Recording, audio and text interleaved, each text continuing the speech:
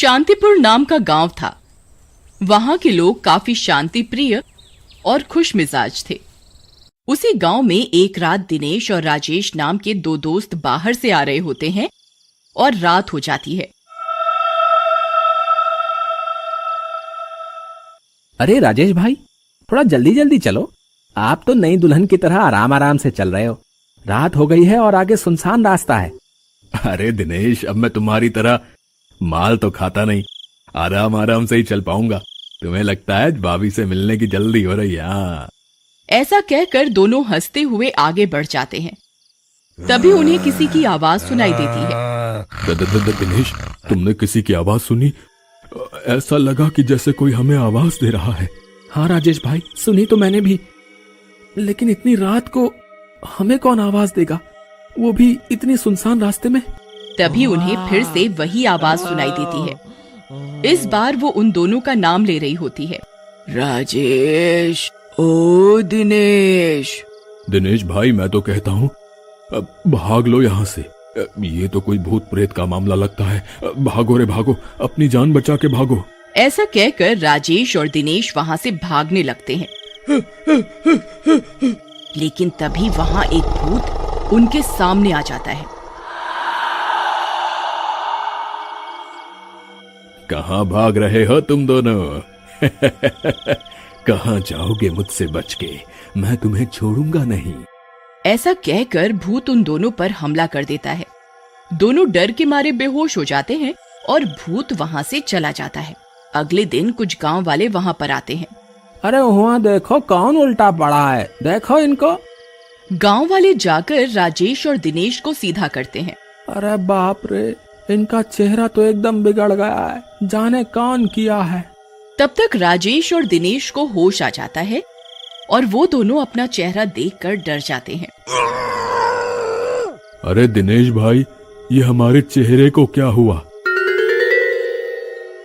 अब सारा का सारा नोचा हुआ है। अब हम किसी को मुंह दिखाने के लायक नहीं रहे। सही बोलते हो भाई, ससुरी हमारी बीवी भी नहीं पहचानेगी हमको। चुप बकर बकर लगा रखी है? अरे तुम दोनों रोते ही रहोगे कि बताओगे भी कुछ? क्या हुआ है? कौन बिगाड़ा तुम्हारा होलिया? कौनो आमिर खान तो नहीं हो तुम लोग जो इतना रो रहे? फिर दिनेश और राजेश उनको रात वाली सारी बातें बताते हैं, जिसे सुनकर गांव वाले हंसने लगते हैं। अच्छा, तो तुम कहत हो रात में एक भूत आया और खाली तुम्हारा मुंह नोच के चला गया और जान बख्श दिया है? अरे का झंडू समझत हो का हम सब का? न जाने कहां से पिट पिटा के आ रहे, फालतू बतला रहे। नहीं भाई, हम सच कह रहे हैं, सच में ऐसा ही हुआ था। फालतू बात मत करा हो, अभी तो तुम्हारा मुंह नोचा गया है, ज्यादा बोले तो हाथ पांव भी तोड़ देंगे। अफवाह फैलाते हो। ऐसा कहकर गांव वाले उनको वहां से भगा देते हैं। उसी रात बिरजू छत पर सो रहा होता है। तभी वो भूत उसकी खाट के सामने आकर खड़ा हो जाता है और उसे जोर से लात मारता है। कौन है? किसने मुझे लात मारी? किसकी मौत आई है? लेकिन जैसे ही वह भूत को देखता है, उसकी सिट्टी पिट्टी गुम हो जाती है। उसकी आंखें फटी की फटी रह जाती हैं। मेरी मौत आई है। मैंने लात मारी है, आजा लड़ते हैं। बिरजू भूत के पैरों में गिर जाता है और माफी मांगता है, लेकिन भूत उसे भी मुंह नोच कर बेहोश कर चला जाता है।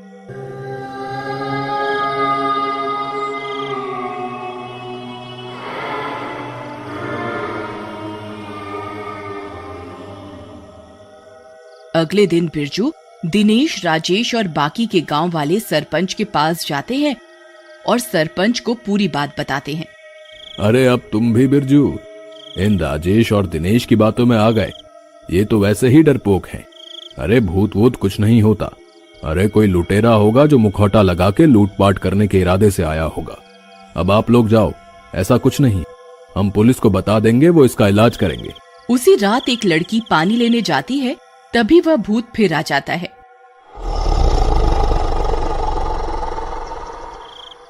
लड़की, थोड़ा सा पानी हमें भी पिला दो। भागो रे भागो, अपनी जान बचा के भागो। ये मुंह नुचवा तो फिर आ गया, बचा। लेकिन इससे पहले कि लड़की वहां से भाग पाती, भूत उसको पकड़ लेता है और मार डालता है। अगली सुबह गांव वालों को उस लड़की की लाश मिलती है। अरे गांव वालों, ये दुष्ट तो अब जान भी लेने लगा है। लगता है गांव खाली करना पड़ेगा। चुप करो दिनेश, क्या बोले जा रहे हो?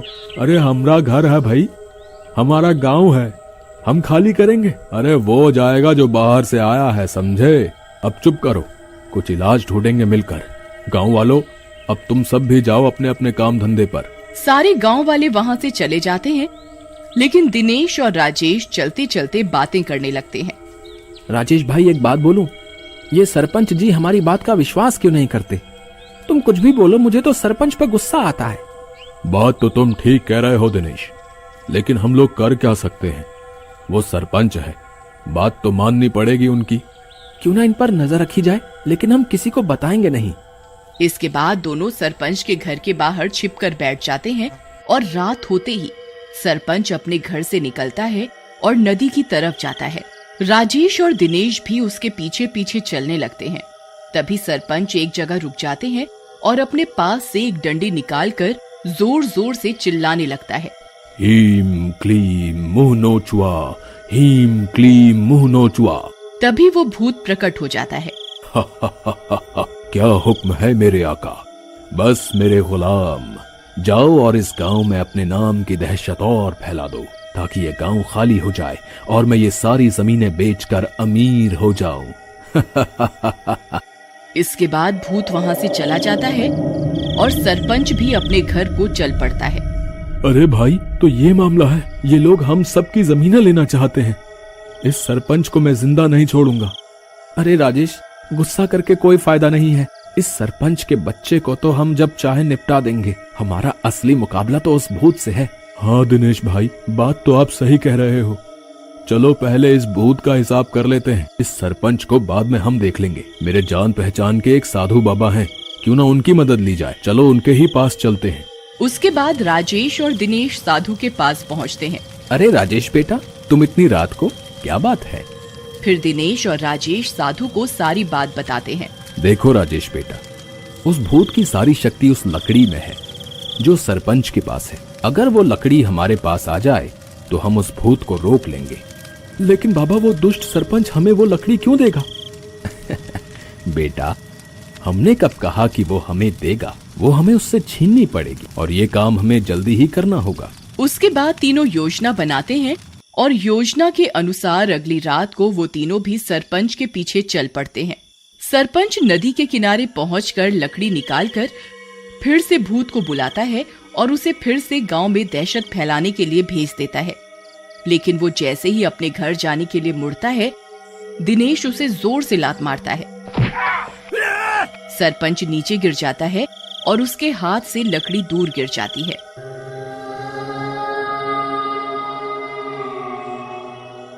अरे मर गया रे, मेरी लकड़ी कहाँ गई, कहाँ गई? उधर राजेश जल्दी से लकड़ी उठा लेता है। सरपंच जी, वो लकड़ी मेरे पास है। अब तो हम आपको नहीं छोड़ेंगे और साथ ही आपके इस मुंह नोचुआ भूत को। तभी वो भूत वहां आ जाता है और दिनेश को पकड़ लेता है। बचाओ भूत बाबा, बचाओ बाबा, भूत ने मुझे पकड़ लिया, बचाओ। ये पाखंडी साधु बचाएगा इस मुंह नोचुआ से। मरोगे, तुम तीनों मरोगे। इधर साधु राजेश से लकड़ी ले लेते हैं। ए भूत, इस सरपंच को पकड़ ले। अरे बचाओ, इस मुंह नोचुआ भूत से बचाओ। अरे ये मुझे मार डालेगा। अरे बचाओ, अरे बाबा जी बचा लो।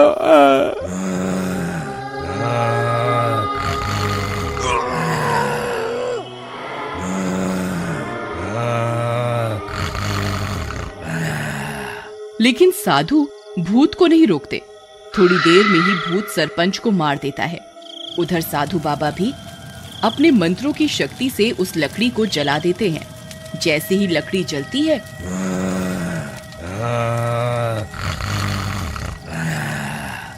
भूत भी जलकर गायब हो जाता है। आंचल का पति सुकेश उससे बहुत प्यार करता था।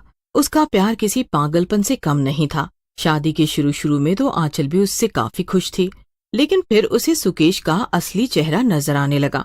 वो आंचल पे कड़ी पाबंदियां रखता था और उसे कहीं भी आने जाने नहीं देता था। सुकेश एक कसाई की दुकान पर काम करता था। एक दिन आंचल सुकेश से कहती है, सुनो जी, मुझे अपने मायके जाना है, मेरी एक पुरानी सहेली की शादी है। अच्छा तो ठीक है, मैं भी तुम्हारे साथ ही चलूंगा। अरे मगर मेरी सहेली की शादी में आप जाकर क्या करोगे, और आपको तो काम भी होगा ना। क्या बात है, तुम वहां अकेले क्यों जाना चाहती हो? ऐसी भी क्या बात है? अब तो मैं जरूर साथ चलूंगा, वरना भला कौन बीवी ऐसी होगी जिसे अपने पति के साथ ले जाना अच्छा नहीं लगता होगा। जरूर कुछ गड़बड़ है। उफ़ो, आप और आपका शक। ठीक है, चलिएगा साथ में। मैं तो बस इसीलिए कह रही थी कि आपको दुकान पर काम होगा। फिर क्या था, कुछ दिनों बाद सुकेश और आंचल के मायके जाते हैं। आंचल की बचपन की सहेली श्रेया की शादी थी। श्रेया आंचल से इतने वक्त बाद मिलकर बहुत खुश थी। शादी की धूमधाम थी और सभी लोग बैंड बाजे पर नाच रहे थे। तभी कुछ औरतों ने आंचल से भी नाचने को कहा। आंचल भी इतनी खुश थी कि वो जाकर नाचने लगी, लेकिन सुकेश को ये सब देखकर बड़ा गुस्सा आया। ये सब क्या हो रहा है? ये आंचल ऐसे सबके सामने नाच क्यों रही है? अरे देखो तो, सब लोग इसी को घूर घूर कर देख रहे हैं। मेरी इतनी सुंदर बीवी है, मेरे अलावा कोई भी और इसे नाचते हुए नहीं देख सकता। अभी जाकर रोकता हूँ इसे। सुकेश जाता है और आंचल का हाथ पकड़कर उसे खींचकर कोने में ले आता है। अरे ये सब क्या है सुकेश जी, आप मुझे ऐसे खींचकर क्यों ले आए? क्या बात हो गई? क्या बात हो गई? तुम ये क्या कर रही हो? अरे तुम कोई कुंवारी लड़की नहीं हो जो ऐसे सरेआम सबके सामने नाच रही हो। तुम मेरी पत्नी हो और तुम्हें नजर नहीं आ रहा था क्या? सब लोग तुम्हें ही घूर घूर कर देख रहे थे। नहीं नहीं, मुझे ये सब बिल्कुल भी पसंद नहीं है। चलो यहाँ से वापस घर चलो। आंचल को सुकेश की इस हरकत पे बहुत ज्यादा गुस्सा आता है, लेकिन वो कुछ भी नहीं कहती और वापस अपने घर आ जाती है। आंचल जानती थी कि सुकेश से बहस करने का कोई फायदा नहीं होता और बेवजह उन दोनों में लड़ाई हो जाती, इसीलिए वो इस बात को भूल जाने की पूरी कोशिश करती है। मगर कुछ दिनों बाद सुकेश और आंचल के घर का एसी खराब हो जाता है और आंचल सुकेश से कहती है, देखिए ना, ये एसी खराब हो गया है, आप जरा इसे ठीक तो करवा दीजिए ना, बाहर कितनी गर्मी हो रही है। अरे अभी मुझे देर हो रही है, दुकान पर लोग आने शुरू हो गए और मैं लेट हो गया हूँ। मुझे लगातार मालिक के फोन आ रहे हैं। मैं शाम को वापस आकर एसी ठीक करवाता हूँ, तब तक ऐसे ही रहने दो। सुकेश जल्दी में था और इसीलिए वो आंचल की बात सुने बिना ही चला गया। वहीं दूसरी तरफ आंचल गर्मी में बहुत परेशान हो रही थी। उफ़ो, इतनी तेज गर्मी है, गर्मी में तो मैं काम नहीं कर पाऊंगी। एक काम करती हूँ, मैं खुद ही किसी मैकेनिक को बुला लेती हूँ, बाद में सुकेश जी को बता दूंगी। आंचल अपने जानने वाले एक मैकेनिक को बुला लेती है और घर पे काम कराने लगती है, लेकिन तभी पीछे से सुकेश घर वापस आ जाता है। वो किसी जरूरी काम से घर आया था और उसके हाथ में एक बड़ा सा चाकू था जिससे कि वो दुकान पे काम करता था। वो मैकेनिक को देखकर बहुत तेज गुस्सा हो जाता है। कौन है ये और यहाँ क्यों आया है? अरे अरे, आप ऐसे क्यों चिल्ला रहे हैं? ये मैकेनिक है, एसी ठीक करने के लिए आया है। सुकेश गुस्से में आंचल को एक थप्पड़ मार देता है और मैकेनिक को भी घर से भगा देता है। जब मैंने तुझसे कहा था कि मैं शाम को आकर एसी ठीक करवा दूंगा, तो तुझे इतनी भी क्या जल्दी थी मैकेनिक को बुलाने की? कहीं ऐसा तो नहीं कि तू मौका देखकर इसके साथ भागने की सोच रही थी? क्या ये आप कैसी फालतू बातें कर रहे हैं? इतना शक करना भी ठीक नहीं है, हर वक्त बस शक शक शक। अरे मैं तो तंग आ गई हूँ आपसे। अच्छा, तो तू मुझसे तंग आ गई है और अब तू मुझसे जबान भी लड़ाएगी? लगता है कि अब तेरा दिल कहीं और लग गया है, तभी तुझे मैं अच्छा नहीं लग रहा हूँ। रुक, अभी तुझे सबक सिखाता हूँ। सुकेश गुस्से में अपने हाथ में लिए हुए चाकू से आंचल की गर्दन पर वार कर देता है। चाकू की धार बहुत तेज थी और आंचल की गर्दन कटकर अलग हो जाती है। अरे ये क्या, मुझे फिर से गुस्सा आ गया। नहीं आंचल, तुम मर नहीं सकती। अरे अब मैं क्या करूं? ये कैसे ठीक करूं तुम्हें? कुछ भी हो जाए, मैं तुम्हें ऐसे मरने नहीं दे सकता हूँ आंचल। मुझे कुछ भी करके तुम्हारी इस कटी हुई गर्दन को ठीक करना ही। सुकेश बैठकर खुद से बड़बड़ा ही रहा था कि तभी उसकी पड़ोसन मीना वहां आ जाती है। मीना जमीन पर पड़ी हुई आंचल की सरकटी लाश देखकर जोर जोर से चिल्लाने लगती है। नहीं, ये क्या? अरे सुकेश भैया, आपने तो आंचल को मार ही दिया। अब मैं जाकर सबको बुलाती हूँ।